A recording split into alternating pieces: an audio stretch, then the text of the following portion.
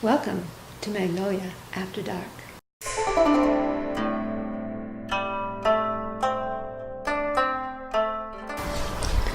Tonight's story is the story of adventure and friendship and dreams. As a young man, many men go into the service. This was especially true during the time of the Vietnam War. There were many men drafted. Other men joined in to avoid the draft. Some, it was their dream to be military. Others just wanted to do their time and do their best and go back home. This is the story of the young airman who wanted to do his time, do his best, and go back home and take advantage of the American GI Bill and go to school. The airman was stationed in the Philippines. It was a long ways from home. He really didn't have any choice in where he went. He really didn't have any choice in the duties that he performed. But now, here he was, away from home, was out on his really own for the very first time. And his very first pass into town. He was required to go with some other men who had previously been on the island long enough to know their way around. So under their good guidance, yes, under their good guidance, he ended up in a bar. Now, when he went in the bar with these other men, a bunch of women came up and started being really friendly with the men, and he could tell that they knew these men. They had been in there before.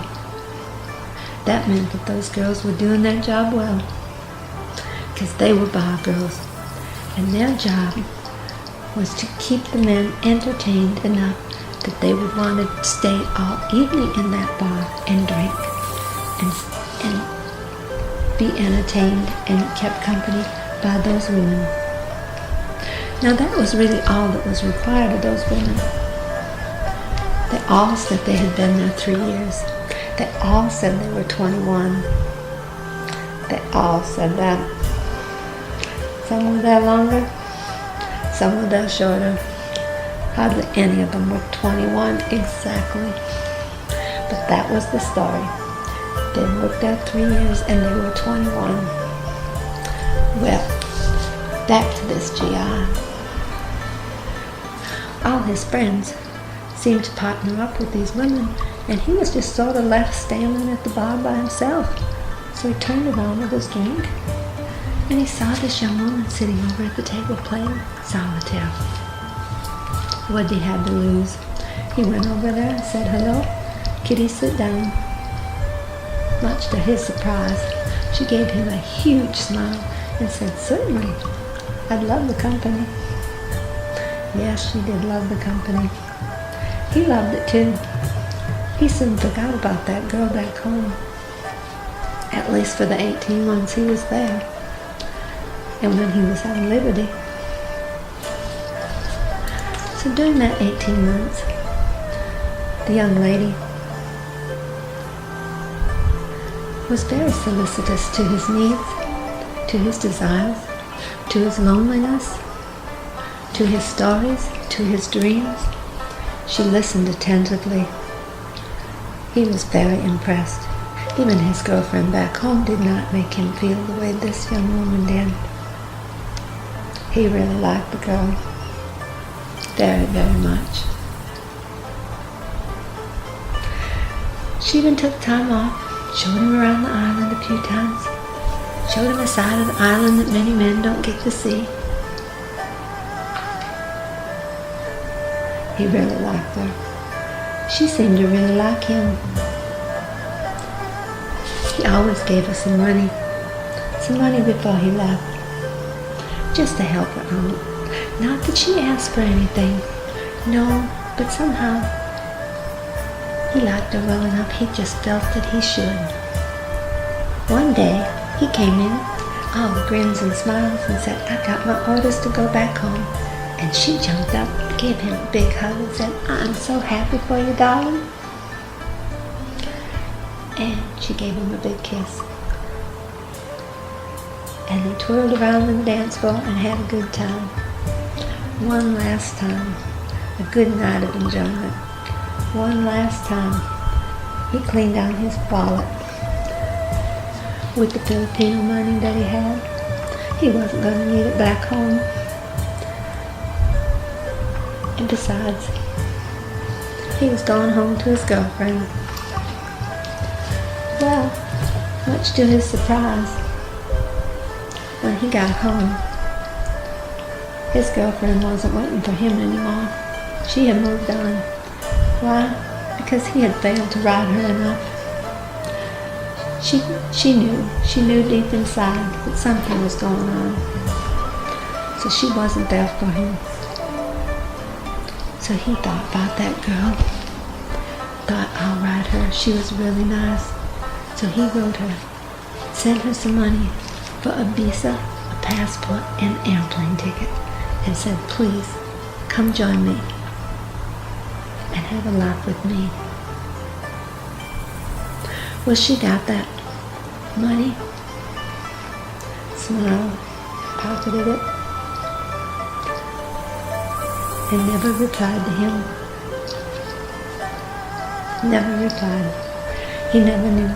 He lost his girl because he wasn't paying attention. And this one that he thought loved her didn't pay attention either. When he realized that someone else was going over to the Philippines and at the same base that he was, he asked him to check up on her to see if she was all right, because the letter never came back, but she never sent him any response either. So the guy checked up and wrote him a letter. And you know what he found? He found out that that woman that he was with was not 21. She had been working in that bar all her life, because her daddy owned that bar. And she made more money than all of the other girls, because instead of being friendly with all the guys, she chose her guys carefully. She tailored her desires to their desires to keep them friendly. The young man was destroyed. He had thrown away his girl at home and fallen in love with someone who was using him. Not because she wanted a way back on there, but because she was a con artist.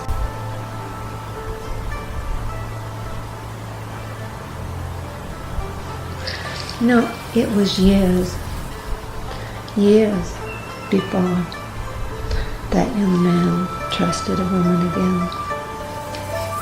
Oh, he dated, but he did not trust women for years and years. And he vowed that if he ever cared enough for a woman to date her more than 3 times, he would treasure her. He would treasure her. But the pain never went away. Never went away. And now you know the story of the young GI, longing and loneliness, what it can do. His vision was foggy, his reasoning was poor. He had a hard lesson to learn between the ages of 20 and 21. Please join me again for another story, perhaps one that is a little more light, a little more exciting, and maybe has nothing to do with love whatsoever.